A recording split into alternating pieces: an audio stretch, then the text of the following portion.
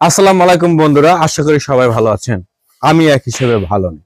প্রতিদিন অনলাইনে আপনি যদি স্ক্রল করতে থাকেন, ফেসবুক হোক বা ইউটিউব হোক, যেখানেই যান, আপনি যে কোনো ভিডিও স্ক্রল করুন বা ভিডিও দেখুন, ফেসবুকে বেশিরভাগ দেখা যায় বিভিন্ন ধরনের এই দেশের বর্তমান পরিস্থিতি নিয়ে নিউজ হচ্ছে।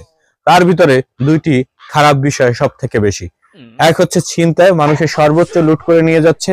দ্বিতীয় হচ্ছে ধর্ষণ। আমি মনে করি এর জন্য দৃষ্টান্তমূলক শাস্তি হওয়ার দরকার।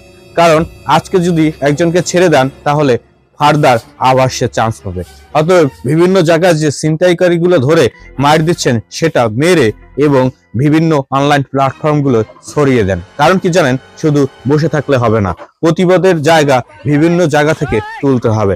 আর দ্বিতীয়ত, যদি বলেন রেপিস্টের বিচার হওয়া উচিত এই রকমের, যে তাদেরকে ধরে পুলিশের হাতে না দিয়ে ওপেন রাস্তায় এনে বাঁশডলা দিয়ে অর্ধেক গেড়ে পাথর নিক্ষেপ করে মারা উচিত।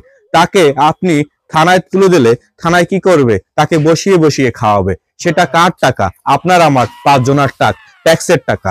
যার মাইন্ড বিকৃতি, সে কোনোদিন ভালো হতে পারে না।